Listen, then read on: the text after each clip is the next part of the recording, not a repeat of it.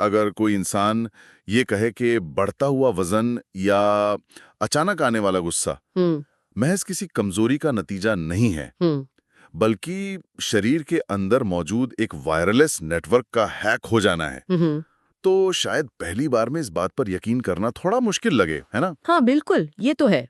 मतलब जब हम किसी मशीन को ठीक करने की बात करते हैं, जैसे कि मान लीजिए कोई कार है, हम्म तो आमतौर पर एक उम्मीद होती है कि सब कुछ एकदम सटीक होगा। सही बात है, एकदम इंजीनियरिंग की तरह। हाँ, हम्म मतलब इंजन में कोई खराबी आई या आवाज बदल गई, हम्म तो मैकेनिक ने चेक किया, खराब पुर्जा निकाला और उसकी जगह नया लगा दिया। हम्म वो उंगली रख के बताता है कि देखिए यहाँ दिक्कत थी। हम्म सब कुछ एकदम साफ और सुलझा हुआ। देखिए, ये इंसानी फितरत है कि हमें ऐसी चीजें पसंद आती हैं जो आंखों से साफ दिखाई दें, जिन्हें आसानी से किसी खास कैटेगरी में रखा जा सके। हाँ, बिल्कुल। एक तरह का बाइनरी सिस्टम होता है जहां या तो कोई चीज खराब है या फिर पूरी तरह से ठीक है। हम्म इससे ना एक तरह की तसल्ली मिलती है कि हालात हमारे कंट्रोल में है। लेकिन जब हम इंसानी शरीर के अंदर झांकते हैं, और खासकर जब बात एंडोक्रिनोलॉजी की आती है, मेरा मतलब है हार्मोन्स और न्यूरो डेवलपमेंट की, हाँ, तो वो मैकेनिक वाला एक्सरे और टूल बॉक्स पूरी तरह से फेल हो जाता है। हम एक ऐसी दुनिया में कदम रखते हैं जो सच कहूं तो बहुत धुंधली और उलझी हुई है। इस बात से तो इनकार नहीं किया जा सकता। अगर इसे डायग्नोस्टिक दुनिया का सबसे धुंधला इलाका कहा जाए तो गलत नहीं होगा। वाकई। बिल्कुल, यहाँ कुछ भी सीधा या एक तरफा नहीं है। एक हार्मोन सिर्फ एक काम नहीं करता, अच्छा। बल्कि वो पूरे शरीर में संदेशों का एक ऐसा जाल बिछाता है जो एक ही समय पर मूड, मेटाबॉलिज्म और यहाँ तक कि हमारी सोच को भी प्रभावित कर रहा होता है। और यही हमारी आज की इस गहरी चर्चा का मुख्य मकसद भी है। हम्म आज हम रैंडी हटर एप्स्टीन की बेहतरीन किताब अराउज्ड के तीसरे और आखिरी हिस्से पर एक विस्तृत छानबीन करने वाले हैं, जो कि बहुत जरूरी किताब है। बिल्कुल। हमारा मिशन उन तमाम गलत फहमियों और झूठे दावों की हकीकत को सामने लाना है जो हार्मोन्स की मार्केटिंग के जरिए इंसानों के इर्द गिर्द बुने गए हैं। सही कहा। ये समझना बहुत जरूरी है कि शरीर, मूड और मेटाबॉलिज्म किसी जादुई गोली से नहीं, बल्कि एक बेहद जटिल केमिस्ट्री से चलते हैं। और मैं ये भी जोड़ना चाहूंगी कि ये छानबीन खास तौर पर उन सभी सीखने वालों के लिए है जो भारी भरकम मेडिकल टर्मिनोलॉजी में उलझे बिना चीजों को समझना चाहते हैं। हाँ, एकदम आसान भाषा में। जी, जो अपनी भूख, शरीर के बदलते आकार और जज्बात के पीछे की असली बायोलॉजिकल कहानी को गहराई से समझना चाहते हैं। तो चलिए शुरुआत करते हैं एक ऐसी कहानी से जो दिखाती है कि कैसे मेडिकल साइंस कभी-कभी डेटा को गलत तरीके से पेश करके लोगों में उम्मीद और डर दोनों एक साथ पैदा कर देता है। मेनोपॉज और एचआरटी वाली बात। बिल्कुल। मेनोपॉज और हार्मोन रिप्लेसमेंट थेरेपी यानी एचआरटी का इतिहास। 1990 के दशक में एचआरटी अमेरिका में सबसे ज्यादा बिकने वाली दवा बन गई थी। हाँ, वो एक अलग ही दौर था। मतलब इसे सिर्फ हॉट फ्लैशेस रोकने का तरीका नहीं माना जाता था, बल्कि इसे दिल की बीमारियों और एल्जाइमर को रोकने वाला फाउंटेन ऑफ यूथ बताया गया। यौवन का झरना। हाँ, ऐसा लगता था जैसे बस उम्र बढ़ने का इलाज मिल गया हो। ये एक ऐसा दौर था जब डॉक्टरों से लेकर मरीजों तक हर कोई इस चमत्कारिक दवा के जादू में कैद था। लेकिन फिर साल 2002 में विमेंस हेल्थ इनिशिएटिव की एक बहुत बड़ी स्टडी सामने आई। अच्छा। और इस स्टडी ने रातों रात मेडिकल जगत में भूचाल ला दिया। इसने एचआरटी को स्ट्रोक, ब्लड क्लॉट और ब्रेस्ट कैंसर के बढ़ते खतरे से जोड़ दिया। बाप रे। नतीजा ये हुआ कि इसके प्रिस्क्रिप्शंस अचानक से गिर रहे और महिलाओं में एक भारी डर फैल गया। जो दवा कल तक जीवनदान मानी जा रही थी, वो अचानक जहर बन गई। अच्छा, तो चलिए इसे थोड़ा अनपैक करते हैं। हाँ। क्योंकि डॉक्टर एप्स्टीन अपनी किताब में बताती हैं कि मेडिकल कम्युनिटी ने उस डेटा को ओवर एक्सट्रापोलेट किया था। हाँ, यानी बिना पूरी जानकारी के एक बहुत बड़ा और गलत निष्कर्ष निकाल लिया था। आखिर ये चूक हुई कैसे? यहाँ समझने वाली सबसे दिलचस्प बात यह है कि साइंस को जब बिना सही कॉन्टेक्स्ट के जनरलाइज किया जाता है ना, तो उसका अंजाम कितना भयानक हो सकता है। अच्छा। उस स्टडी की सबसे बड़ी खामी ये थी कि उसमें जिन महिलाओं को शामिल किया गया था, उनकी औसत उम्र 63 साल थी। 63 मतलब 60 के पार? बिल्कुल। उन पर यह स्टडी हुई ही नहीं जो अपने 40 या 50 के दशक में थीं और जिनमें मेनोपॉज की बस शुरुआत ही हो रही थी। ओह। बायोलॉजिकली ये बहुत बड़ा अंतर है। एक 50 साल की महिला की रक्त वाहिकाएं लचीली होती हैं, वहाँ ईस्ट्रोजन फायदेमंद हो सकता है। समझ रहा हूँ। लेकिन एक 63 साल के शरीर में रक्त वाहिकाओं में पहले से प्लाक या रुकावट जमा हो सकती है। हाँ, उम्र के साथ जो होता है। जी, और जब उस उम्र में अचानक से हार्मोन की भारी डोज दी जाती है तो वो उस प्लाक को अपनी जगह से हिला सकती है, जिससे ब्लड क्लॉट या स्ट्रोक का खतरा बढ़ जाता है। ये तो वैसा ही है जैसे किसी नए और हैवी सॉफ्टवेयर को एक बहुत पुराने आउट ऑफ डेट कंप्यूटर पर टेस्ट करना। बिल्कुल सटीक। और जब सिस्टम क्लैश हो जाए तो ये कह देना कि भाई पूरा का पूरा सॉफ्टवेयर ही खराब है। हाँ, जबकि हकीकत यह है कि उस सॉफ्टवेयर को एक नए कंप्यूटर पर टेस्ट ही नहीं किया गया। ये तुलना एकदम सही बैठती है। उम्र और टाइमिंग का वो फर्क ही सब कुछ था जिसे पूरी तरह नजरअंदाज कर दिया गया। ये तो बहुत बड़ी लापरवाही थी। लेकिन आज मेडिकल फील्ड का नजरिया काफी बदल गया है। अब हर बीमारी को रोकने के लिए HRT नहीं दी जाती, बल्कि सिर्फ मेनोपॉज के शुरुआती लक्षणों को मैनेज करने के लिए इसका बेहद संभलकर और सही उम्र में इस्तेमाल होता है। चलिए, ये तो अच्छी बात है। लेकिन कहानी यहाँ खत्म नहीं होती। इस पूरी अफरा तफरी के बीच एक नई इंडस्ट्री खड़ी हो गई। कौन सी इंडस्ट्री? $2.5 बिलियन की compounded bio identical hormones industry. बाप रे, 2.5 बिलियन। हाँ, और मजे की बात यह है कि ये पूरी तरह अनरेगुलेटेड है। मतलब कोई नियम कानून नहीं? बिल्कुल नहीं। बिना किसी ठोस नियम के अपना व्यापार चला रही है। और डॉक्टर आज इसके खिलाफ सख्त चेतावनी देते हैं, क्योंकि इन दवाओं की शुद्धता और डोज की कोई गारंटी ही नहीं होती। मेडिकल साइंस की इस मार्केटिंग और डर बेचने के तरीके का असर सिर्फ महिलाओं पर ही नहीं पड़ा है। हाँ, बिल्कुल। अगर औरतों के एक प्राकृतिक बदलाव को बीमारी बनाकर बेचा जा सकता है, तो जाहिर है मर्दों की बढ़ती उम्र को भी मुनाफे के लिए रीब्रांड किया जा सकता है। एकदम सही कह रहे हैं आप। और यहीं से हम अपनी छानबीन को लो टी यानी लो टेस्टोस्टेरॉन इंडस्ट्री की तरफ ले चलते हैं।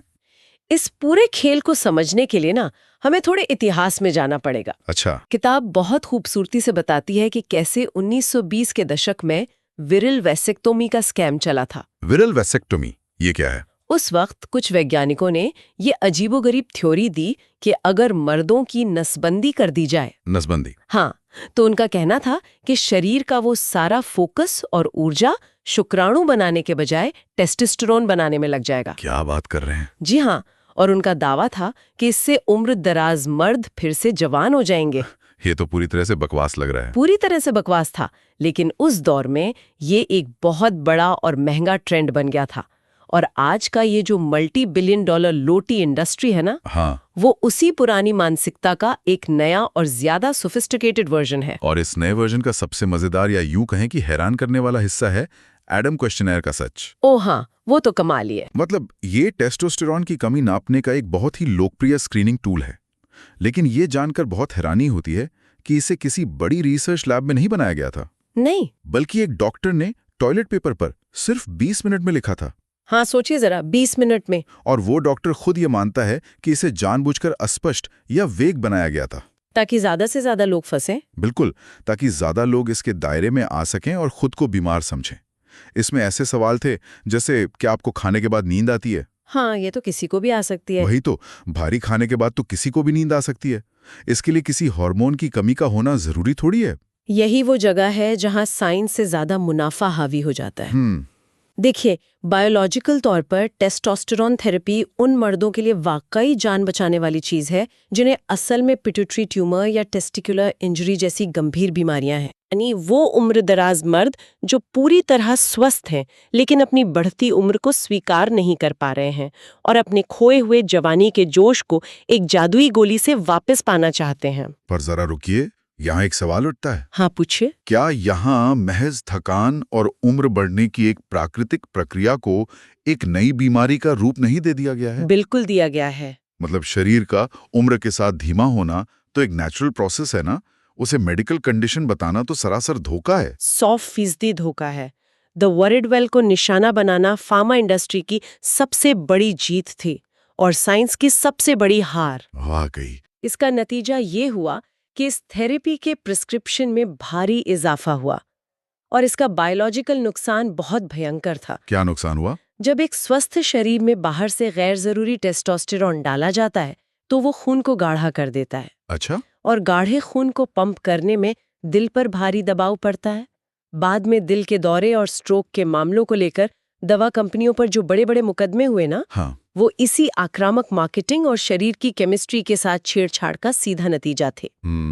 अब अगर मार्केटिंग हमारी बढ़ती उम्र की शारीरिक थकावट को बीमारी में बदल सकती है, तो क्या हमारे जज्बात और मूड को मैनिपुलेट नहीं किया जा सकता? बहुत आसानी से। और यहाँ से बात वाकई बहुत दिलचस्प हो जाती है, क्योंकि अब हम बात करने वाले हैं इंसानी भावनाओं के केमिकल फिक्स के बारे में, यानी ऑक्सीटोसिन। ऑक्सीटोसिन, ये एक बहुत ही मिसअंडरस्टूड हार्मोन है। तो इसके बारे में थोड़ा बताइए। देखिए, ऑक्सीटोसिन को लंबे समय से बच्चे के जन्म और स्तनपान के दौरान होने वाले अहम बायोलॉजिकल प्रोसेस के लिए जाना जाता था। हाँ, मैंने भी यही सुना है। ये माँ और बच्चे के बीच बॉन्डिंग बनाने में एक बहुत जरूरी भूमिका निभाता है। लेकिन हाल ही के सालों में इस हार्मोन को लव हार्मोन या मॉरल मॉलिक्यूल के रूप में रीब्रांड कर दिया गया है। Love hormone? हाँ, लोग अपनी सामाजिक घबराहट या सोशल जिटर्स कम करने के लिए क्लिनिक्स में जाकर ऑक्सीटोसिन कैंडी ले रहे हैं। अरे बाप रे! और पॉल जैक जैसे लोग तो ये थ्योरी भी दे रहे हैं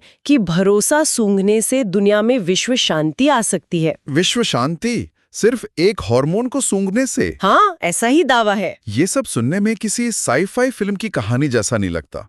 मतलब क्या वाकई कोई एक मॉलिक्यूल इंसानों की इतनी जटिल भावनाओं को इस तरह बदल सकता है? हकीकत में ये फिक्शन ही ज्यादा है। अच्छा। लैरी यंग जैसे बड़े रिसर्चर इस बात पर कड़ी चेतावनी देते हैं कि हम एक ऑक्सीटोसिन ऑर्जी के बीच में फंस गए हैं। ऑक्सीटोसिन ऑर्जी? जहां मार्केटिंग ने असल वैज्ञानिक सबूतों को मीलों पीछे छोड़ दिया है। ये सच है कि जानवरों पर हुई कुछ स्टडीज में इसके दिलचस्प नतीजे दिखे हैं। जैसे कि कौन से जानवर? जैसे प्रेरी वोल्स नाम के छोटे जानवरों पर रिसर्च हुई। अच्छा। जो जिंदगी भर एक ही साथी के साथ वफादारी से रहते हैं। तो पता चला कि उनके दिमाग में ऑक्सीटोसिन रिसेप्टर्स बहुत ज्यादा होते हैं। दिलचस्प है। लेकिन एक प्रेरी वोल के दिमाग और एक जटिल इंसानी दिमाग में जमीन आसमान का फर्क है। इसे इंसानों पर पूरी तरह से रेप्लिकेट करना बेहद मुश्किल है। तो इसका मतलब ऑक्सीटोसिन वो जादुई लव पोशन नहीं है जो किसी को भी प्यार में डाल दे? बिल्कुल नहीं। मैं इसे ऐसे समझता हूँ, ऑक्सीटोसिन शायद एक वॉल्यूम डायल की तरह है। हाँ। ये खुद तय नहीं करता कि कौन सा गाना बजेगा, चाहे वो प्यार का हो, दोस्ती का हो या नफरत का। ये बस उस बजरे गाने की आवाज को और तेज कर देता है। ये एक बहुत ही शानदार तरीका है इसे समझने का, है ना? एकदम। और यहीं से एक बहुत ही अहम और खतरनाक सवाल खड़ा होता है। कैसा सवाल? ऑक्सीटोसिन सिर्फ प्यार या पॉजिटिव भावनाएं पैदा नहीं करता। अच्छा। बायोलॉजिकली ये इंसानों के अंदर पहले से चल रहे सोशल सिग्नल्स को एम्प्लीफाई कर देता है। तेज कर देता है। जी, इसका मतलब है कि अगर कोई इंसान किसी अजनबी को अपने समूह का हिस्सा नहीं मानता या उसे बाहरी समझता है, हाँ। तो ऑक्सीटोसिन देने पर वो अविश्वास कम होने की बजाय और बढ़ जाएगा। अरे बाप रे, ये तो उल्टा असर हो गया। बिल्कुल। ये अपने समूह के प्रति अंधा प्यार और बाहर वालों के प्रति शक, जिसे ट्राइबलिज्म कहते हैं, उसको बढ़ावा दे सकता है। तो किसी एक सिंगल मॉलिक्यूल से जटिल इंसानी भावनाओं को कंट्रोल करने का ख्याल सिर्फ नासमझ ही नहीं बल्कि समाज के लिए खतरनाक भी हो सकता है। तो फिर इसका मतलब क्या है? जब हमारे जज्बात और मूड को किसी एक सिंपल हार्मोन से कंट्रोल नहीं किया जा सकता, तो आइए अपने सबसे बेसिक ड्राइव पर चलते हैं, हमारी भूख। बहुत अहम टॉपिक है ये। अक्सर लोग मानते हैं कि वजन कम करना या भूख को कंट्रोल करना सिर्फ विल पावर या इच्छा शक्ति का खेल है। हाँ, ज्यादातर लोग यही सोचते हैं। अगर कोई ज्यादा खा रहा है तो उसमें कंट्रोल करने की ताकत नहीं है। लेकिन क्या भूख वाकई सिर्फ दिमाग का एक फैसला है? साइंस साफ शब्दों में बताती है कि ऐसा बिल्कुल नहीं है। अच्छा। किताब के आखिरी अध्याय हाइपोथैलेमस और भूख के जीव विज्ञान पर गहरी रोशनी डालते हैं। इसे समझने के लिए हमें नेट नाम के एक लड़के की कहानी पर गौर करना होगा। नेट की कहानी? हाँ, नेट को एक बहुत ही दुर्लभ पीओएमसी डेफिशिएंसी थी। ये क्या होता है? पीओएमसी दरअसल एक ऐसा जीन है जो शरीर में वो केमिकल बनाता है जो दिमाग को सिग्नल देता है कि आप खाना बंद करो, ऊर्जा पर्याप्त है। मतलब पेट भर गया ये बताता है? जी। नेट के अंदर सिर्फ ये एक जीन खराब था और उस एक बायोलॉजिकल खराबी ने उसे ऐसा बना दिया कि उसे हमेशा बेतहाशा भूख लगती थी। बाप रे। वो खाना चुराता था, हमेशा खाने के बारे में सोचता था।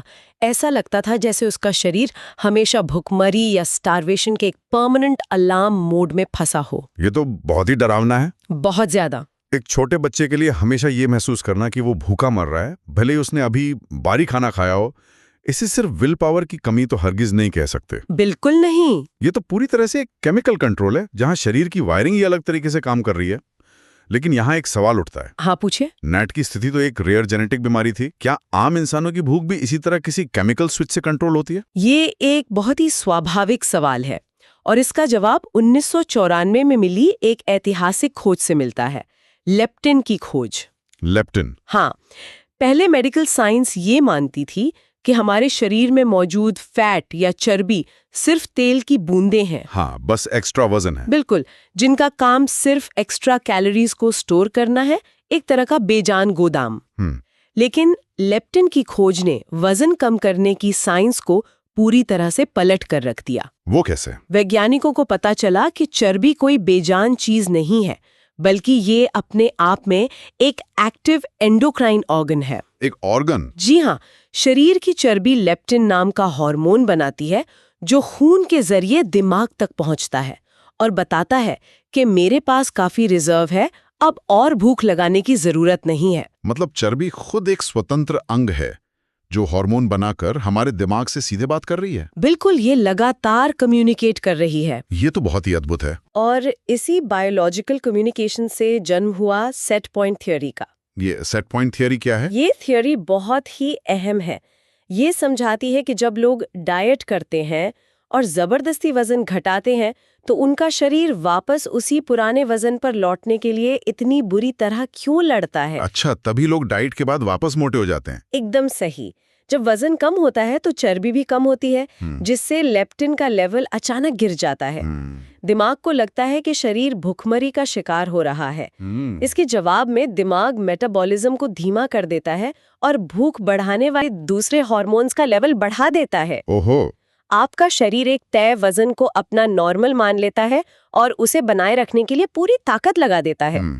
हालांकि लेप्टिन कोई वजन घटाने की जादुई गोली नहीं बन सका, पर इसने ये जरूर साबित कर दिया कि हमारी सबसे बुनियादी जरूरतें बहुत ही जटिल केमिकल फीडबैक लूप से चलती हैं। तो यहाँ मैं एक प्रैक्टिकल सवाल उठाना चाहूंगा। हाँ, बिल्कुल। जो शायद हर उस इंसान के मन में आ रहा होगा जो इस चर्चा को सुन रहा है।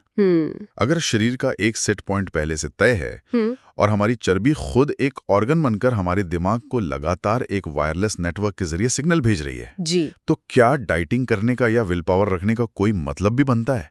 क्या इंसान बस अपनी बायोलॉजी का गुलाम है और वजन घटाने की कोशिश करना महज एक बेवकूफी है? ये निराशाजनक लग सकता है, लेकिन ऐसा नहीं है। अच्छा। ये सच है कि फैट और दिमाग के बीच एक तरह का वायरलेस नेटवर्क काम करता है, जिसे हम नजरअंदाज नहीं कर सकते। लेकिन विल पावर का मतलब शरीर की इस इंटरनल केमिस्ट्री से लड़ना या उसे भूखा रखकर जबरदस्ती हराना नहीं है। तो पर क्या है? इसका असली मतलब है इस जटिल लूप के साथ एक संतुलन या बैलेंस बनाना। मतलब शरीर को चकमा देना? एक तरह से हाँ। जब हम ये समझ जाते हैं कि हमारा शरीर भूखमरी के सिग्नल्स कैसे भेजता है, तो हम क्रैश डाइटिंग करने के बजाय धीमे और सस्टेनेबल तरीके अपना सकते हैं, जिससे शरीर को पैनिक ना हो। बिल्कुल, जिससे शरीर का अलार्म सिस्टम ट्रिगर ना हो। साइंस हमें गुलाम नहीं बनाती, बल्कि हमें इस सिस्टम को बेहतर तरीके से नेविगेट करने की समझ देती है। और शायद यही रैंडी हॉटर एपस्टीन की इस शानदार किताब का सबसे बड़ा और सबसे गहरा निष्कर्ष है। मैं पूरी तरह सहमत हूँ।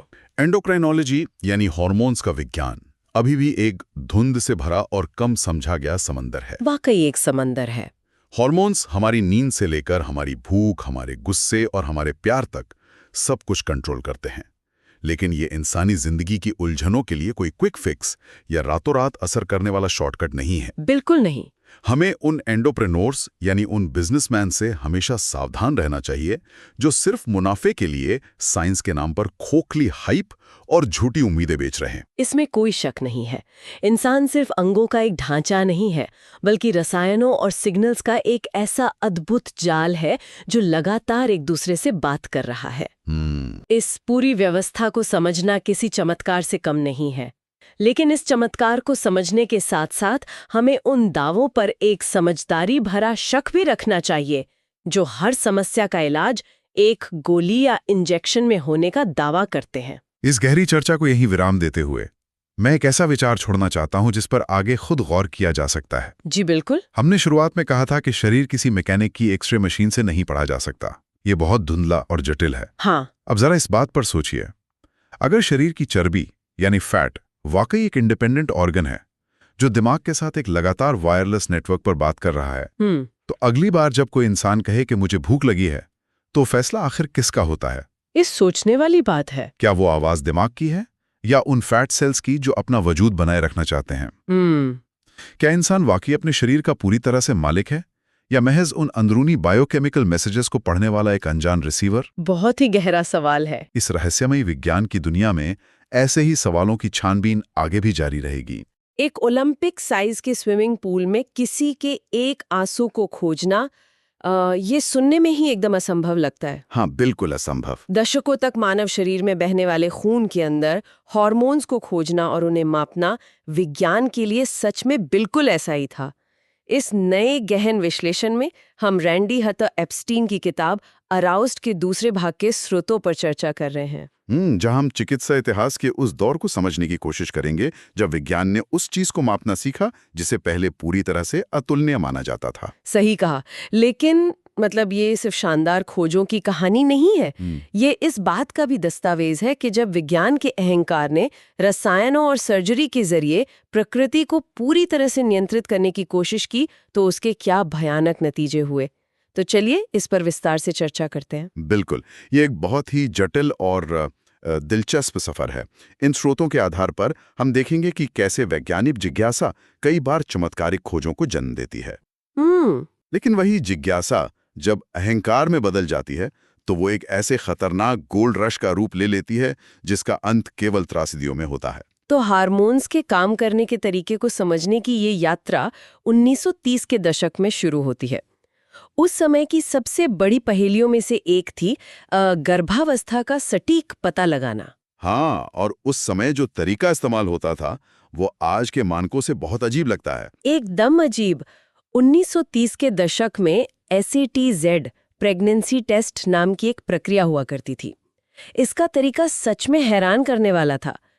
एक महिला के मूत्र को चूहों के अंदर इंजेक्ट किया जाता था। चूहों में? हाँ, फिर कुछ दिनों बाद उन चूहों की जांच की जाती थी और यदि उस चूहे में ओव्यूलेशन होता तो ये मान लिया जाता था कि महिला गर्भवती है। और मजे की बात यह है कि उस समय के डॉक्टरों का पूरा विश्वास था कि ये प्रतिक्रिया मस्तिष्क की पिट्यूटरी ग्रंथि से आने वाले किसी हार्मोन के कारण हो रही है, क्योंकि मस्तिष्क ही पूरे शरीर का मास्टर कंट्रोलर माना जाता था, है ना? बिल्कुल। और यहीं पर चिकित्सा विज्ञान अक्सर गलती कर बैठता है, जब वो अपनी ही बनाई धारणाओं को अंतिम सत्य मान लेता है। डॉक्टरों को लगता था कि चूंकि पिट्यूटरी ग्रंथि प्रजनन अंगों को नियंत्रित करती है, तो गर्भावस्था का ट्रिगर भी वहीं से आता होगा। लेकिन तभी जॉर्जियाना सीगर जोन्स नाम की एक असाधारण वैज्ञानिक ने इस स्थापित धारणा को चुनौती दी। मैं पढ़ रही थी कि उन्होंने अपने पति हार्वर्ड जोन्स के साथ मिलकर ये साबित करने का बीड़ा उठाया कि असली कहानी कुछ और ही है। हाँ, और यहाँ जो बात सबसे आकर्षक है वो ये है कि उन्होंने अपने शोध में रोलर ट्यूब मशीन का इस्तेमाल किया। ये वाला हिस्सा तो सच में एक जासूसी कहानी जैसा लगता है। एकदम। उस समय ये साबित करना कि हार्मोन मस्तिष्क से नहीं आ रहा है बहुत मुश्किल था, क्योंकि शरीर के अंदर सब कुछ एक दूसरे से जुड़ा हुआ है। लेकिन उस रोलर ट्यूब मशीन ने ये मुमकिन कर दिया।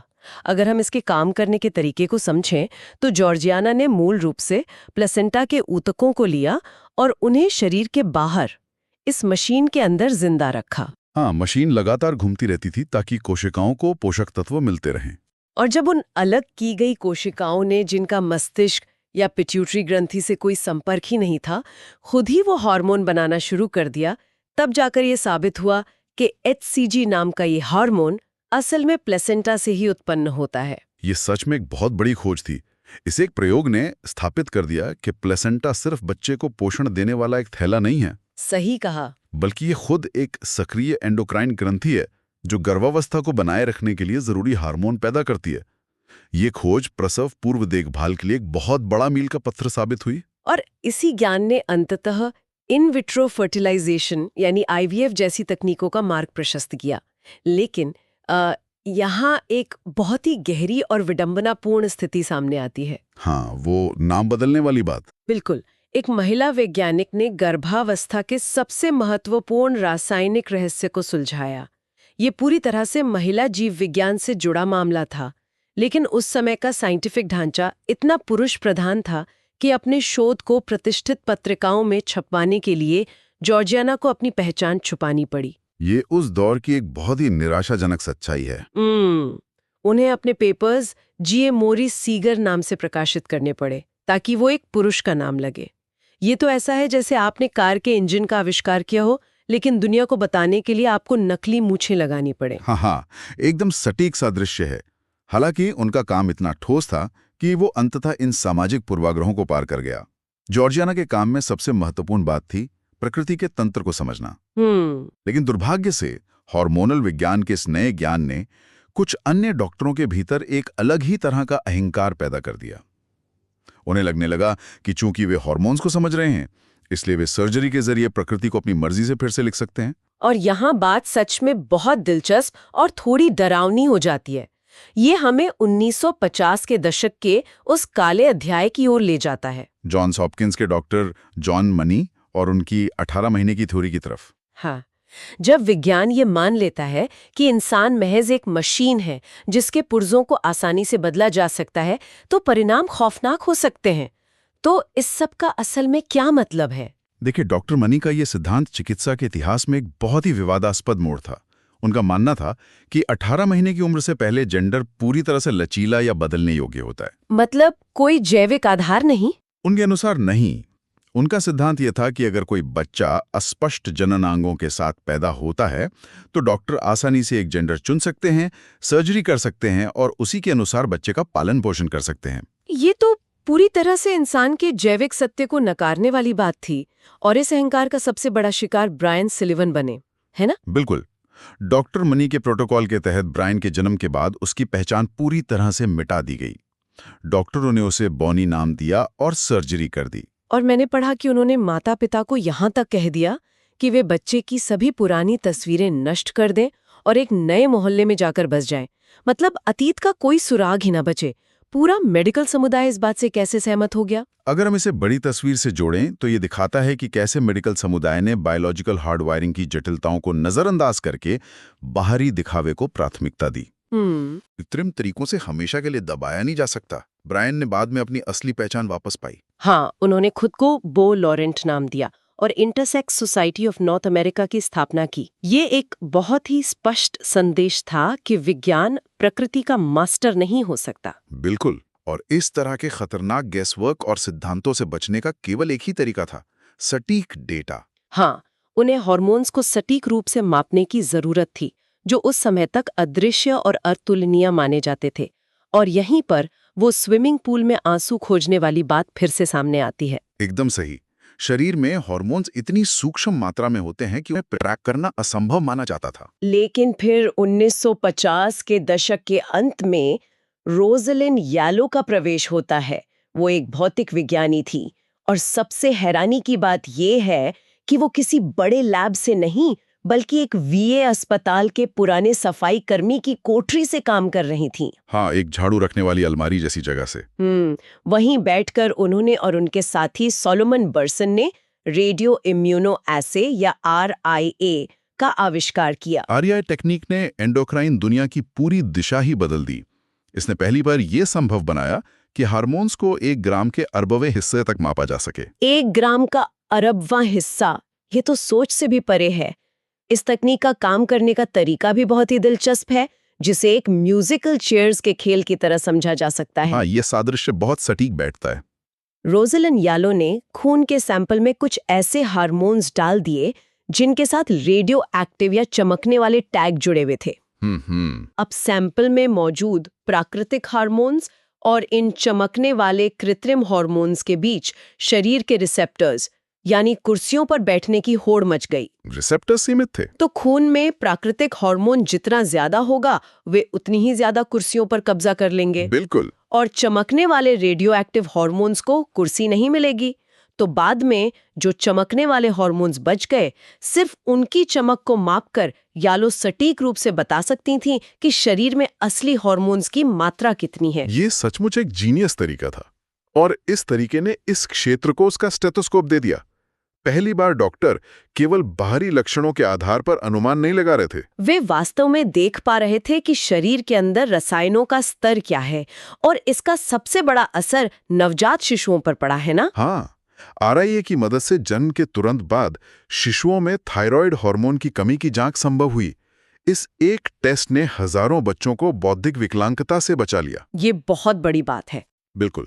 और आज भी दशकों बाद इसी तकनीक का इस्तेमाल एचआईवी की जांच से लेकर कैंसर का पता लगाने के लिए किया जाता है। लेकिन पता है, रोजालिन यालो की कहानी में जो बात मुझे सबसे ज्यादा हैरान करती है वो ये है कि उन्होंने इस तकनीक का पेटेंट कराने से साफ इनकार कर दिया। हाँ, वो आसानी से अरबपति बन सकती थी।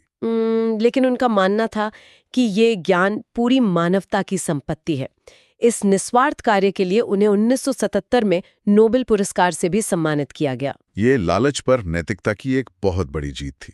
लेकिन विडंबना देखिए, रोजालिंड यालो ने तकनीक को मानवता को मुफ्त में दे दिया, लेकिन उनके उपकरणों ने जिस इंडस्ट्री को जन्म दिया वो जल्द ही एक खतरनाक गोल्ड रश में बदल गई। हाँ, 1960 के दशक में समाज में एक अजीब सा मेडिकल जुनून पैदा हो गया, लंबाई बढ़ाने का जुनून। जो माता पिता अपने बच्चों को लंबा देखना चाहते थे, वे ह्यूमन ग्रोथ हार्मोन या HGH के लिए बेताब हो गए। और उस समय HGH को लैब में सिंथेटिक रूप से बनाना संभव नहीं था। जानवरों का हार्मोन इंसानों पर काम नहीं करता था। तो इसका मतलब है कि इसे प्राप्त करने का केवल एक ही तरीका था, सीधे मृत इंसानों की पिट्यूटरी ग्रंथियों से। ये सुनते किसी हॉरर फिल्म की तरह लगता है। ये सचमुच एक हॉरर कहानी ही थी। इसने एक अजीबोगरीब पिट्यूटरी गोल्ड रश को जन्म दिया। अचानक से ग्रंथियों की मांग आसमान छूने लगी। बालबान परिवार जैसे कुछ लोग ग्लैंड बंडलर्स बन गए। ग्लैंड बंडलर्स? हाँ, ये लोग देश भर के मुर्दाघरों में और यहां तक कि शादियों में पैथोलॉजिस्ट से संपर्क करते थे ताकि ग्रंथियां इकट्ठा की जा सकें। हे भगवान! और फिर इस प्राकृतिक अर्क को हजारों बच्चों को दिया जाने लगा। लेकिन ये एक बहुत ही महत्वपूर्ण सवाल खड़ा करता है कि सुरक्षा की सीमाएं क्या थीं? वही तो। अगर आप सीधे मृत शरीरों से ऊतक निकाल रहे हैं, तो मृत व्यक्ति के शरीर में जो भी बीमारियां रही होंगी वे सीधे एक स्वस्थ बच्चे में जा रही हैं। 1984 में ये चमत्कार एक भयानक बुरे सपने में बदल गया। हाँ, तब पता चला कि हार्मोन्स के कुछ बैच क्राeutzfeldt-Jakob रोग या CJD से दूषित थे। ये एक बेहद दुर्लभ और घातक बीमारी है जो दिमाग को नष्ट कर देती है। ये तो दिल दहला देने वाला है। माता पिता सिर्फ बच्चों की लंबाई बढ़ाना चाहते थे और हमने अनजाने में एक घातक बीमारी फैला दी। बिल्कुल। जिन स्वस्थ बच्चों को ये हार्मोन दिया गया था वे एक बहुत ही दर्दनाक मौत का शिकार होने लगे। इस त्रासदी के कारण शवों से निकाले गए हार्मोन्स पर तुरंत प्रतिबंध लगा दिया गया। ये तो होना ही था। और फिर जिनिंटेक जैसी कंपनियों के नेतृत्व में सिंथेटिक हार्मोन उद्योग का तेजी से उदय हुआ जो सुरक्षित था। तो अगर हम इस पूरे गहन विश्लेषण को देखें तो ये एक बहुत ही जटिल यात्रा रही है। चूहों के अंदर गर्भावस्था परीक्षण करने और सफाई कर्मचारी की अलमारी में नोबेल पुरस्कार जीतने वाले आविष्कार से लेकर विज्ञान के अहंकार के कारण हुए जेंडर ट्रॉमा और एक घातक गोल्ड रश तक की कहानी। ये सब हमें सोचने पे मजबूर करता है। आज हम बिना सोचे समझे ब्लड टेस्ट और सिंथेटिक हार्मोन्स पर भरोसा करते हैं, लेकिन इस आधुनिक सुविधा की नींव शानदार बुद्धिमत्ता के साथ साथ भयानक त्रासदियों पर भी रखी गई है। ज्ञान केवल तब मूल्यवान होता है जब हम उसकी सीमाओं का भी सम्मान करें। बिल्कुल सही बात है। और मैं एक आखिरी सवाल छोड़ना चाहूंगा। हाँ, बताइए। आज हमारे पास सिंथेटिक हार्मोन्स हैं। हमने मृत शरीरों से हार्मोन निकालने की जरूरत को खत्म कर दिया है। लेकिन अगर हम सोचें, जैसे जैसे विज्ञान मानव शरीर के हर रासायनिक संकेत को सटीक रूप से बनाने में सक्षम होता जा रहा है, तो क्या हम केवल बीमारियों को ठीक करने तक ही सीमित रहेंगे? ये एक बहुत बड़ा सवाल है। या फिर हम इंसानी भावनाओं और क्षमताओं को अपग्रेड करने के मोह में पड़ जाएंगे? और अगर हम प्रकृति के कोड को पूरी तरह से फिर से लिखने की कोशिश करेंगे, तो भविष्य में हमें किस तरह की अनजानी त्रासदियों का सामना करना पड़ सकता है? सच में ये एक ऐसा विचार है जो हमें झकझोर देता है। क्या हम फिर से प्रकृति पर विजय पाने के अहंकार का शिकार होंगे? श्रोताओं के लिए ये सोचने का एक बहुत ही गहरा विषय है। इसी विचार के साथ हम आज का ये गहन विश्लेषण यहीं समाप्त करते हैं। कल्पना कीजिए, सिगमंड फ्रॉइड जैसा इंसान। हाँ, मतलब वो व्यक्ति जिसने मानव मनोविज्ञान की नींव रखी। हाँ, जिसे हम आधुनिक मनोविज्ञान का पितामह कहते हैं। बिल्कुल। जो इंसानी दिमाग की सबसे गहरी और छिपी हुई इच्छाओं को पढ़ने का दावा करता था। सही बात है। वो अपनी जवानी वापस पाने के लिए एक ऐसी अजीबोगरीब प्लम्बिंग सर्जरी करवा रहा है जिसका वास्तविक विज्ञान से दूर दूर तक कोई लेना देना नहीं है। किसी ने सोचा भी नहीं होगा कि फ्रॉइड जैसा इंसान ऐसी किसी चीज में पड़ेगा। वही तो, एक ऐसी सर्जरी जहां दावा किया गया कि शरीर की नलियों को बंद देने से जवानी लौट आती है। सुनने में ये किसी साइंस फिक्शन या कॉमेडी का हिस्सा लगता है। अरे बिल्कुल, पर 1920 के दशक में हार्मोन नाम के एक नए जादुई शब्द ने ऐसी धूम मचाई थी। हाँ, और इसने पूरी दुनिया के सबसे बुद्धिमान लोगों को भी पागल कर दिया था। और देखिए, ये सिर्फ एक व्यक्ति की कहानी नहीं है, ये पूरे चिकित्सा विज्ञान के एक ऐसे दौर की कहानी है जहां विज्ञान और जादू के बीच की रेखा बिल्कुल धुंधली हो गई थी। सही कहा आपने। मैं तो कहूंगी कि हम एक ऐसे युग की बात कर रहे हैं जहां इंसानी शरीर को देखने का नजरिया हमेशा के लिए बदलने वाला था। बिल्कुल, और यही हमारी आज की इस गहरी चर्चा का केंद्र है। आज हम रैंडी हटर एप्स्टीन की बेहद शानदार किताब aroused, the history of hormones and how they control just about everything के शुरुआती हिस्से का विश्लेषण कर रहे हैं। ये सच में एक बहुत ही दिलचस्प किताब है ना? और इस विश्लेषण का हमारा मिशन ये समझना है कि कैसे चिकित्सा विज्ञान ने आंतरिक स्राव यानी इंटरनल सिक्रेशंस के एक बेहद रहस्यमयी विचार से लेकर हार्मोन्स की ठोस खोज तक का लंबा सफर तय किया, और कैसे इस एक खोज ने मानव शरीर को समझने का हमारा पूरा नजरिया ही पलट कर रख दिया। सच में इसने सब कुछ बदल दिया था। तो ठीक है, चलिए इसे थोड़ा विस्तार से समझते हैं। सदियों तक वैज्ञानिक और डॉक्टर शरीर के अंदर मौजूद इन छोटी छोटी थैलियों या ग्रंथियों को, जैसे थायराइड या पैंक्रियास को, देखते तो थे।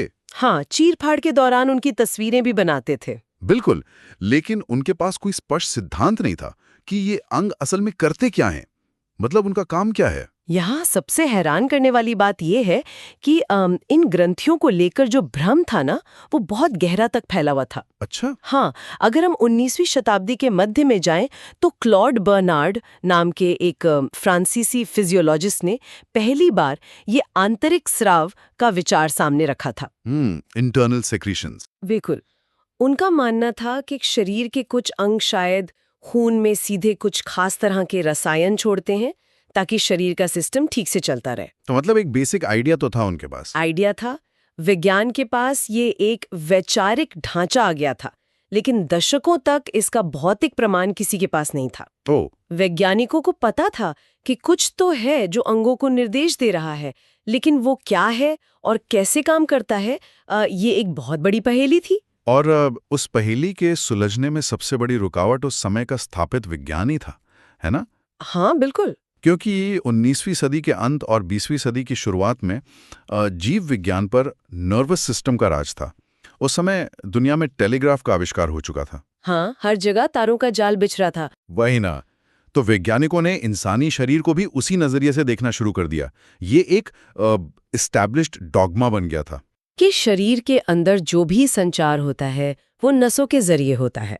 बिल्कुल, जैसे दिमाग से पेट तक संदेश जाना कि खाना आ गया है, इसे पचाओ, वो सब केवल इन नसों के जाल के जरिए ही होता है। नसें ही एकमात्र कम्युनिकेशन लाइन मानी जाती थी। ये ना एक बहुत ही मैकेनिकल नजरिया था।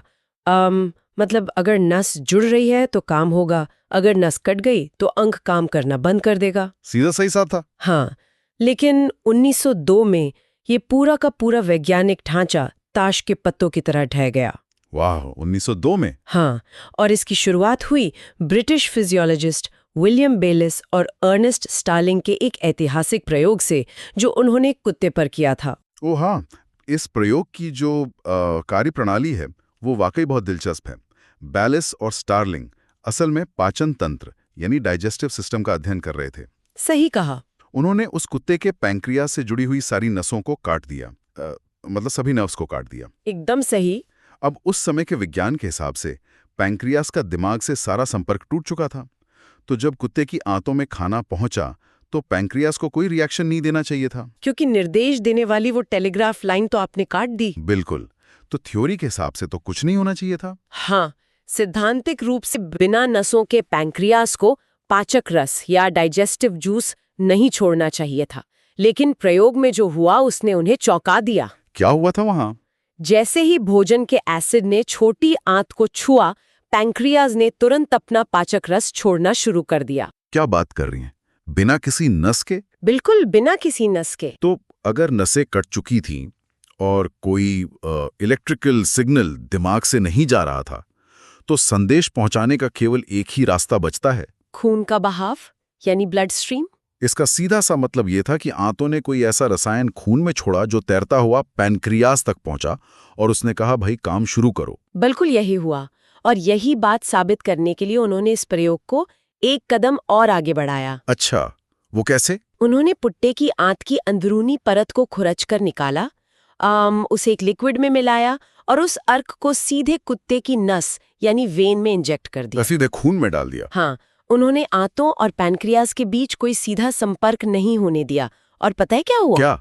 कुछ ही सेकंड में पैनक्रियाज ने भारी मात्रा में पाचक रस छोड़ना शुरू कर दिया। वाह, ज्ञान के इतिहास का एक बहुत बड़ा माइंड ब्लोइंग पल है। बिल्कुल। मतलब ये बिल्कुल वैसा ही है जैसे हम सदियों से मान रहे थे कि दुनिया में बातचीत सिर्फ तारों वाले लैंडलाइन फोन के जरिए ही हो सकती है। हाँ। और अचानक से किसी ने वाईफाई या वायरलेस नेटवर्क की खोज कर ली हो। जी, बहुत बढ़िया तुलना है ना? क्या ये अद्भुत नहीं है कि एक कुत्ते के पैनक्रियाज ने मूल रूप से जीव विज्ञान के इस वायरलेस टेक्सटिंग सिस्टम की खोज करवा दी? अद्भुत तो है, और ये जीव विज्ञान का असली वायरलेस नेटवर्क ही था। बेलिस और स्टार्लिंग ने इस पहले रासायनिक संदेशवाहक को सीक्रेटिन नाम दिया। सीक्रेटिन, क्योंकि ये आंतों से सीक्रेट हो रहा था। बिल्कुल सही। और इसके ठीक 3 साल बाद 1905 में स्टार्लिंग ने इस पूरी वायरलेस प्रणाली को एक नाम देने का फैसला किया। उन्होंने ग्रीक भाषा के शब्द हॉर्मायो से एक नया शब्द गढ़ा, हार्मोन, जिसका अर्थ होता है उत्तेजित करना, जगाना या गति में लाना। हाँ, और ये शब्द इस पूरे प्रोसेस को कितनी खूबसूरती से बताता है। सही बात है। तो अब हमारे पास एक वायरलेस नेटवर्क आ गया है, लेकिन जब भी कोई नेटवर्क होता है तो उसका एक मेन सर्वर या मास्टर्स राउटर भी तो होता है। हाँ, जो उस पूरे नेटवर्क के ट्रैफिक को कंट्रोल करता है। बिल्कुल। तो वैज्ञानिकों ने सोचना शुरू किया कि शरीर के इस रासायनिक नेटवर्क को आखिर कंट्रोल कौन कर रहा है। और यह बात सच में बहुत दिलचस्प हो जाती है। हाँ, क्योंकि इस तलाश ने उन्हें शरीर के एक ऐसे हिस्से की ओर मोड़ा जिसे सदियों से पूरी तरह से बकवास और बेकार समझा जाता था। हम बात करें पिट्यूटरी ग्रंथि की, है ना? बिल्कुल, पिट्यूटरी ग्लैंड। ये मस्तिष्क के बिल्कुल आधार पर एकदम निचले हिस्से में स्थित होती है। आकार में ये मुश्किल से एक मटर के दाने जितनी होती है। बस एक मटर के दाने जितनी? हाँ, और इसका इतिहास बहुत ही हास्यास्पद रहा है। प्राचीन यूनानी चिकित्सक गैलन से लेकर मध्यकाल तक ये माना जाता था कि इस ग्रंथि का एकमात्र काम शरीर में कफ या नाक का बलगम बनाना है। अरे बाप रे, मतलब ये सोचना भी कितना अजीब लगता है कि शरीर के सबसे शक्तिशाली नियंत्रण कक्ष को, जो हमारे विकास, हमारे स्ट्रेस, हमारे मेटाबॉलिज्म को चलाता है, हाँ, उसे महान वैज्ञानिक बस एक साधारण बलगम बनाने वाली फैक्ट्री समझ बैठे थे। यही तो विज्ञान की विडंबना है। लेकिन फिर 1900 के दशक की शुरुआत में हार्वे कुशिंग नाम के एक न्यूरोसर्जन की एंट्री होती है। Harvey Cushing? हाँ, और कुशिंग कोई साधारण डॉक्टर नहीं थे। वो एक जुनूनी और बेहद सतर्क शोधकर्ता थे। उनका काम करने का तरीका बहुत अलग था ना? बहुत ही विस्तारित था। उनके पास एक बहुत बड़ा और अजीबोगरीब संग्रह था जिसे वो अचारी दिमाग या पिकल्ड ब्रेन्स कहते थे। अचारी दिमाग? क्या बात कर रही हैं? बिल्कुल, जार में फॉर्मेल्डिहाइड के अंदर सुरक्षित रखे गए इंसानी दिमाग। ओह, तो उन्होंने लिटरली दिमाग को पिकल करके रखा था। हाँ, और कशिंग की सबसे बड़ी ताकत उनकी ऑब्जर्वेशन स्किल्स थी। वो सिर्फ सर्जरी करके छोड़ नहीं देते थे, वो अपने मरीजों की एक एक शारीरिक और मानसिक अवस्था को नोट करते थे। मतलब पूरा डॉक्यूमेंटेशन करते थे? हाँ, वो मरीजों के स्केच बनाते थे, उनके वजन, बालों के विकास, उनकी त्वचा में आने वाले बदलावों और यहाँ तक कि उनके मूड स्विंग्स को भी नोट करते थे। वाह, इतनी डिटेल में? और जब मरीजों की मृत्यु हो जाती तो वो उनके दिमाग को सुरक्षित रख लेते थे।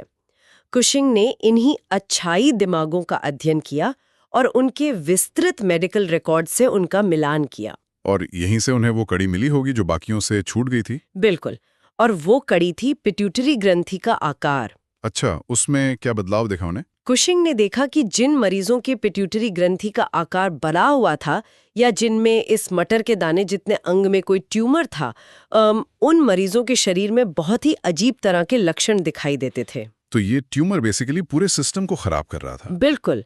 कुशिंग ने जो सिस्टम खोजा वो इस तरह काम करता है कि जब पिट्यूटरी में ट्यूमर होता है तो वो पागल हो जाती है और खून में भारी मात्रा में रासायनिक संदेश भेजने लगती है, एक तरह से SOS सिग्नल। और ये सिग्नल कहाँ जाते हैं?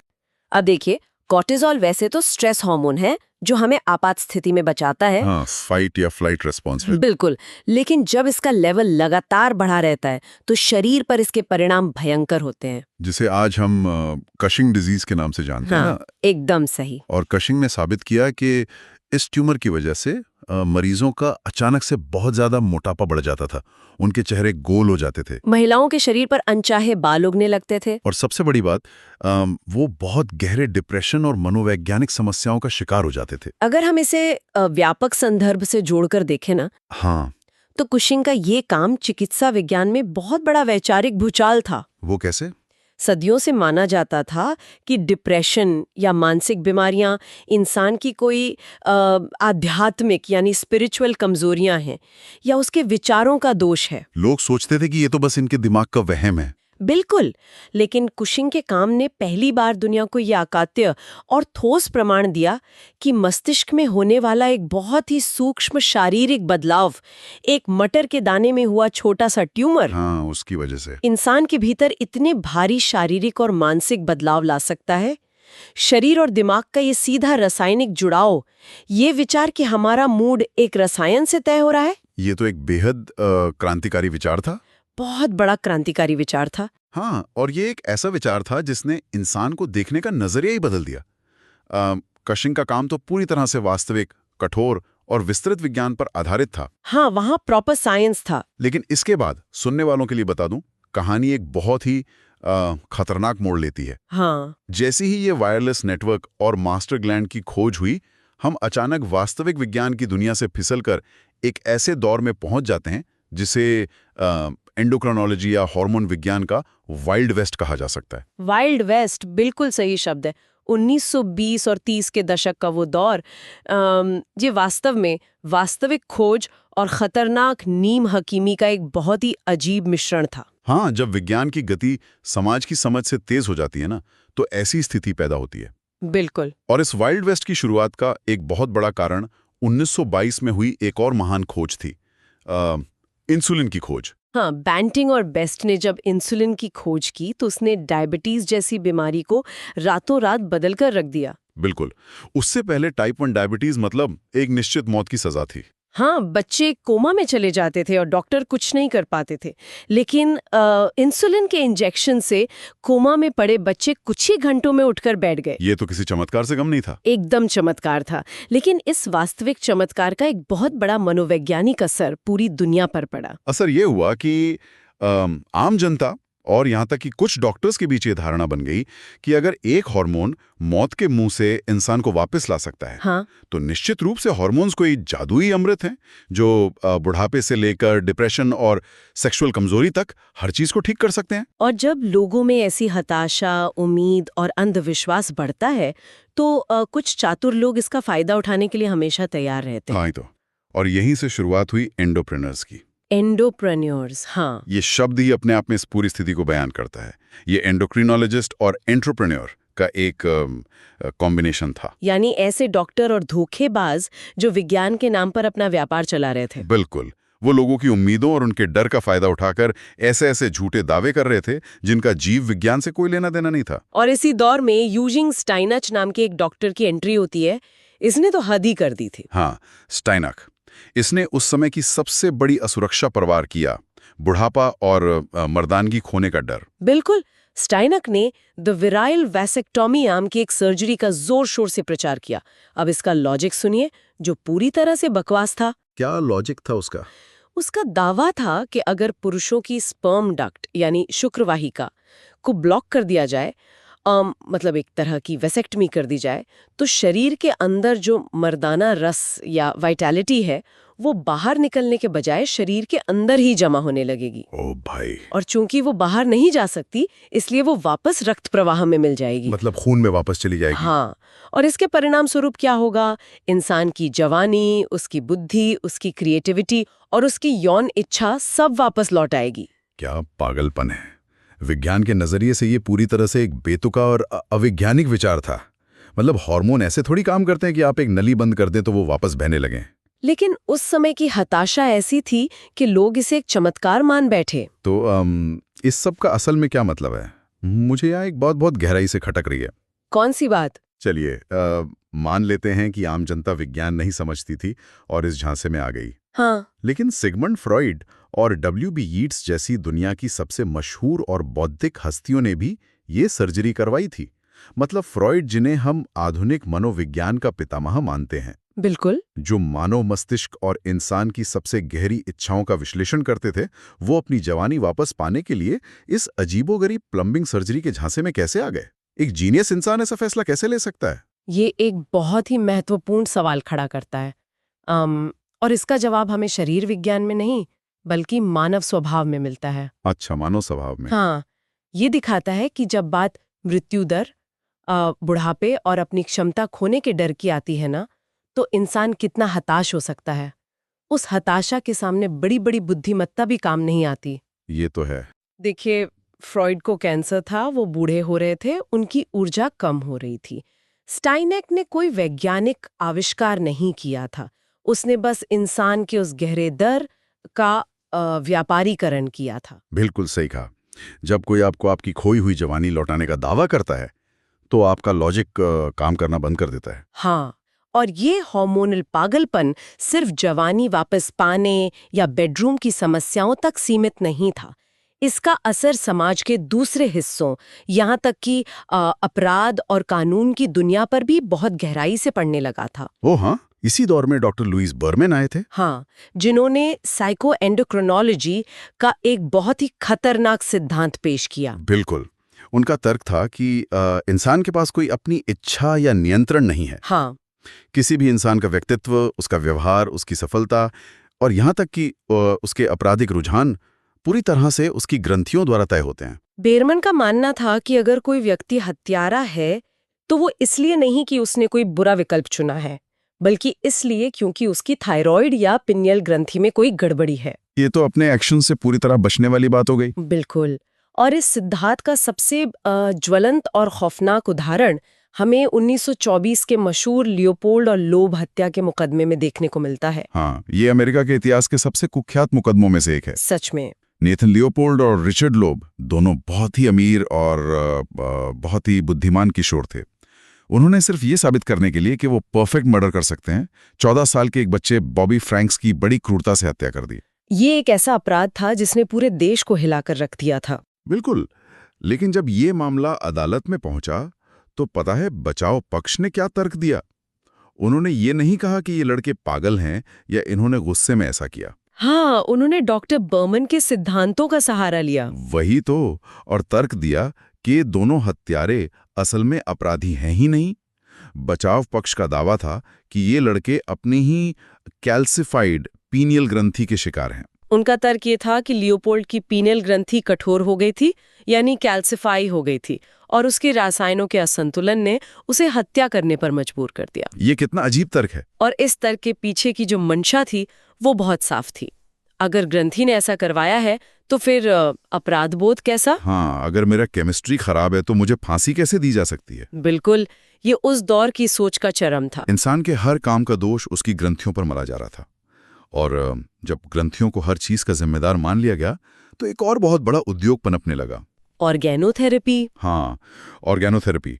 बड़ी बड़ी फार्मा कंपनियों ने जानवरों जैसे भेड़, गाय और सूअर की ग्रंथियों को पीसकर पाउडर और टॉनिक बनाना शुरू कर दिया। हाँ, वो बाजार में टेस्टिकल एक्सट्रैक्ट्स यानी वृषण के अर्क और ओवरी टॉनिक्स बेच रहे थे। आप उस समय के मेडिकल कैटलॉग्स उठाकर देखिए, वो किसी फैंटेसी नॉवल की तरह लगते हैं। उनमें दावा किया जाता था कि जानवरों की ग्रंथियों से बने ये टॉनिक कब्ज से लेकर थकन, डिप्रेशन और सेक्सुअल न्यूरोसिस तक हर चीज का इलाज कर सकते हैं। लोग सचमुच भेड़ों की ग्रंथियों का पाउडर खा रहे थे, ये सोचकर कि सुन की ग्रंथियां ठीक हो जाएंगी। हाँ, बिल्कुल खा रहे थे। ये वाकई में बहुत बेतुका है, क्योंकि इन सब दावों का कोई वैज्ञानिक आधार तो था नहीं। पेट का एसिड उन ग्रंथियों के पाउडर को वैसे ही नष्ट कर देता था जैसे वो किसी भी आम खाने को करता है। उनमें कोई एक्टिव हार्मोन बचता ही नहीं था। एकदम सही। जीव विज्ञान के नजरिए से वो महज एक प्लेसिबो था। लेकिन यहाँ एक बहुत ही बारीक और गहरी बात समझने वाली है। क्या? भले ही ये सारी बातें तथ्यों और कल्पनाओं का एक अजीब मिश्रण थी, भले ही इनमें से ज्यादातर दावों का कोई आधार नहीं था, लेकिन अनजाने में ही सही, इन्होंने समाज में एक बहुत ही जटिल और सच्चाई की नींव रख दी थी। वो कौन सी सच्चाई?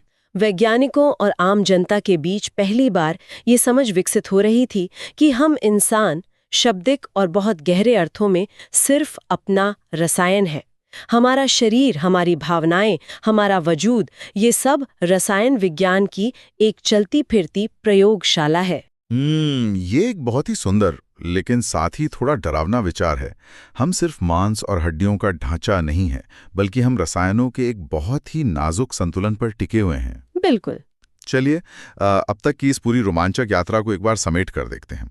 हमने शुरुआत की क्लॉड बर्नार्ड के आंतरिक स्राव के विचार से, जिसे बेलिस और स्टार्लिंग ने अपने कुत्ते वाले प्रयोग से सच्चा साबित किया और सीक्रेटिन की खोज की। हाँ, उस प्रयोग ने शरीर के नसों वाले टेलीग्राफ तंत्र की धारणा को तोड़कर एक वायरलेस रासायनिक नेटवर्क का पर्दाफाश किया। फिर हमने हार्वे कशिंग और उनके जार में बंद अचारी दिमागों के जरिए ये समझा कि कैसे मटर के दाने जितनी एक छोटी सी मास्टर ग्रंथि हमारे पूरे शरीर और यहाँ तक कि हमारे मानसिक स्वास्थ्य पर नियंत्रण रखती है। और अंत में हमने 1920 के दशक के उस वाइल्ड वेस्ट का सफर किया, जहां इंसुलिन जैसी एक वास्तविक जीवन रक्षक खोज ने कैसे एंडोप्रेन्योर्स की बाढ़ ला दी, है ना, जिन्होंने फ्रॉइड जैसे महान विचारकों को भी जवानी वापस लाने वाली झूठी सर्जरियां बेची और हत्यारों को उनकी ग्रंथियों के पीछे छिपने का मौका दिया। इन सब ने मिलकर हमें ये समझने में मदद की कि कैसे कुछ अदृश्य रसायन हमारे पूरे वजूद को चलाते हैं।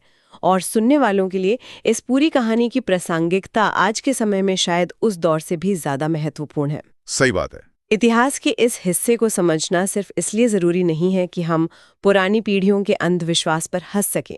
ये इसलिए ज़रूरी है क्योंकि मानव शरीर के इस रासायनिक नियंत्रण के इतिहास को समझकर ही हम आज के समय में वास्तविक चिकित्सा विज्ञान और आधुनिक जादुई इलाज के बीच का अंतर पहचान सकते हैं। ये बहुत ही सटीक बात है, क्योंकि अगर हम आज इंटरनेट खोलें तो एंटरप्रेन्योर्स आज भी मौजूद हैं, बस उनका रूप बदल रहा है। आज वो डिजिटल हो गए हैं। बिल्कुल। आज आपको सोशल मीडिया पर ऐसे हजारों इन्फ्लुएंसर्स मिल जाएंगे जो बिना किसी मेडिकल डिग्री के आपको कुछ खास सप्लीमेंट्स, चाय या पाउडर बेचकर आपके हार्मोन्स को बैलेंस करने का झूठा दावा करते हैं। हाँ, इंसानी डर और हताशा आज भी वही है, बस उसे भुनाने का तरीका बदल गया है। आधुनिक विज्ञान बहुत आगे बढ़ चुका है, हम हार्मोन्स को बहुत अच्छी तरह समझते हैं, लेकिन चमत्कार की उम्मीद में इंसान का जो मनोविज्ञान है ना, वो 20वीं सदी से आज तक नहीं बदला है। बिल्कुल सही कहा आपने। लेकिन इस पूरी विस्तारित चर्चा के बाद इन सभी ऐतिहासिक कहानियों और विज्ञान के परे मेरे दिमाग में एक और विचार बहुत गहराई से गूंज रहा है। क्या विचार है वो? एक ऐसा दार्शनिक सवाल जो विज्ञान के इस खोज ने हमारे सामने खड़ा कर दिया है, और मैं चाहूंगा कि सुनने वाले भी इस पर गहराई से विचार करें। जरूर। हमने देखा कि कैसे विज्ञान ने साबित किया कि हमारा शरीर एक रासायनिक नेटवर्क है। अगर हमारा व्यक्तित्व, हमारे मूड स्विंग्स, हमारा डिप्रेशन, हमारा गुस्सा और यहाँ तक कि हमारी आक्रामकता काफ़ी हद तक कॉर्टिसोल, टेस्टोस्टेरोन जैसे हार्मोन्स या ग्रंथियों के रसायनों द्वारा नियंत्रित होती है, हाँ, जैसे कि कशिंग के काम और शुरुआती विज्ञान ने इशारा किया था, तो फिर हमारी स्वतंत्र इच्छा यानी हमारी फ्री विल कहाँ से शुरू होती है? बहुत ही गहरा सवाल है। क्या हमारे दैनिक विकल्प, हमारे फैसले, हमारी पसंद और नापसंद वास्तव में हमारी अपनी है, या वो केवल हमारे रक्त प्रवाह में उठने वाली किसी अदृश्य रासायनिक उत्तेजना का ही परिणाम है? अगर सब कुछ रसायनों का खेल है तो मैं कौन हूं? इस पर सोचिएगा जरूर। ये रसायन विज्ञान और दर्शन शास्त्र के बीच का एक ऐसा धुंधला और जटिल परिदृश्य है जो वास्तव में उस शुरुआती अदृश्य विज्ञान से भी ज्यादा रहस्यमयी है। शरीर विज्ञान ने हमें ये तो बता दिया कि हम कैसे काम करते हैं, लेकिन हम कौन हैं, ये पहेली आज भी उतनी ही उलझी हुई है। और शायद यही इस यात्रा की सबसे खूबसूरत बात है। जानने के लिए हमेशा कुछ ना कुछ बाकी रहता है।